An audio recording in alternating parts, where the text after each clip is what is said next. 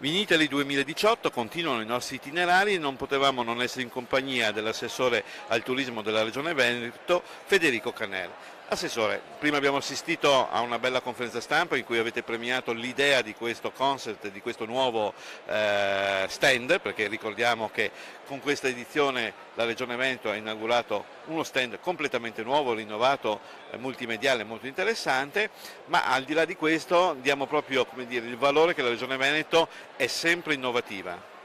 Ma assolutamente sì,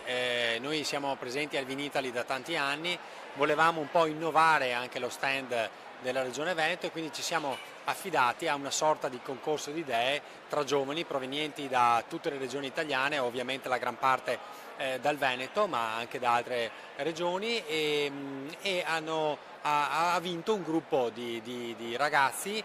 giovani che appunto ha pensato a questa grande idea che è stata quella di rappresentare la regione in maniera innovativa,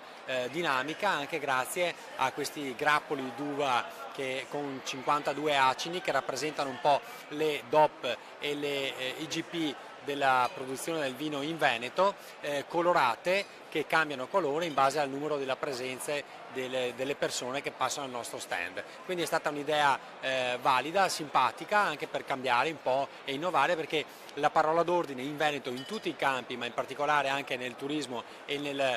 nell'agricoltura, è innovazione. Vediamo proprio i dati, no? Sono stati pubblicati pochi giorni fa dei dati, direi, esaltanti. Assolutamente sì, a livello turistico siamo la prima regione in Italia, il 2017 è stato l'anno dei record, tra l'altro un record su un altro record che era quello del 2016,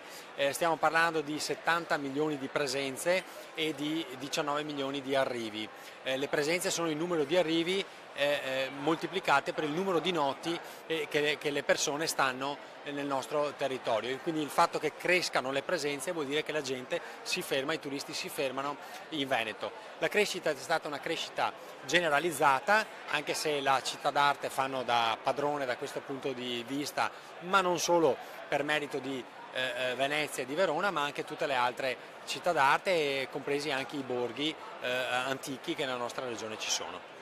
Noi ci chiamiamo proprio Venezie per dire che in qualche modo il Veneto sono tante Venezie, perché lei ricordava sicuramente Venezia e tutte le città d'arte, ma in realtà abbiamo dei dati molto interessanti anche in zone più piccole, perché sanno comunque offrire, sanno dare un'offerta turistica importante, perché è un mix di, appunto, parlavamo di turismo, di offerta culturale, ma anche di food and wine, e qui siamo nel tempio del vino. Certo che sì, ovvio che Venezia fa parte del nostro brand, The Land of Venice, Veneto The Land of Venice, perché è l'attrattore internazionale, Venezia è conosciuta in tutto il mondo, mentre il Veneto no. Però dietro a Venezia c'è un territorio vasto che va dalle Dolomiti al lago di Garda al delta del Po. Dentro qui troviamo di tutto, città d'arte, colline, pianure,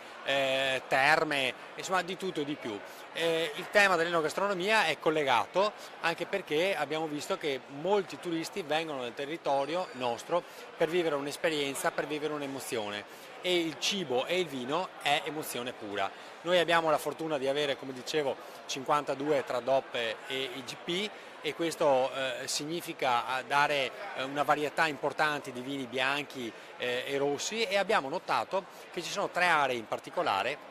l'area del Prosecco, quindi dei comuni collinari del DOCG superiore, l'area del Soave e l'area della Valpolicella, che sono cresciuti tantissimo in termini turistici, cioè vuol dire che c'è un turista che viene sul nostro territorio per star bene, per vivere un'esperienza tranquilla, emozionante, verde, a contatto con la realtà, a contatto con l'ambiente, e a mangiare e a bere bene. Non è il nostro compito farvi i complimenti, nel senso che ve lo fanno tutti i veneti, no? Come giunta, come amministrazione, ma direi che è molto importante il ruolo che ha la Regione Veneto come regia, perché il privato sicuramente può fare molto e fa molto, però se non c'è una regia che metta insieme tutte queste realtà poi si rischia di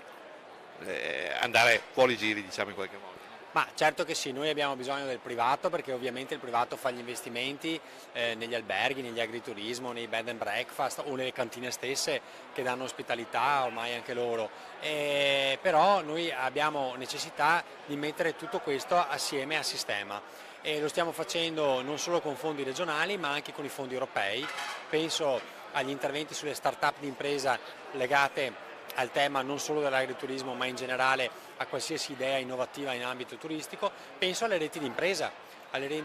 collegate al cicloturismo per esempio, o ai percorsi a piedi o a cavallo, che anche questi si sposano bene con il territorio e con le produzioni agricole del territorio. Per far questo appunto dobbiamo fare una promozione unica, che è quella della Regione Veneto, all'estero, e poi dobbiamo avere dei pacchetti fatti dai privati a livello locale. Le DMO locali, che sono queste organizzazioni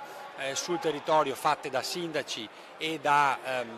albergatori e da consorzi di promozione, si devono mettere insieme per proporre il loro prodotto e passarlo, se vogliamo, per così dire, alla regione per farne una promozione internazionale. Io chiuderei su un dato, perché anche i dati sono importanti alla fine, che è quello un po' relativo a questo stand della Regione Veneto, perché noi siamo al piano superiore, qui dove si svolgono appunto le conferenze stampa, gli incontri, ma abbiamo un dato sul piano terra, dove ci sono le degustazioni, che sono in qualche modo una cartina di tornasole. Degustazioni organizzate da voi insieme con l'Ice Veneto, con il supporto dei sommelier dell'Ice Veneto, che hanno visto la partecipazione di oltre 600 persone. È un dato non da poco in uno spazio come questo. Sì, certo, noi vogliamo fare cultura del vino, vogliamo spiegare anche ai buyer internazionali che vengono qua, ma anche nazionali, alla gente come si consuma il vino, quali sono le nostre produzioni tipiche, ma anche spiegare le peculiarità. Quindi è proprio aumentare, più che la quantità, a noi interessa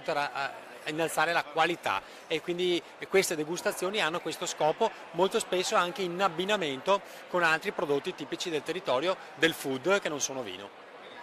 Assessore, ringraziamo, lei ha fatto una panoramica completa, complimenti ancora per il vostro lavoro. Grazie a lei e a tutti gli ascoltatori.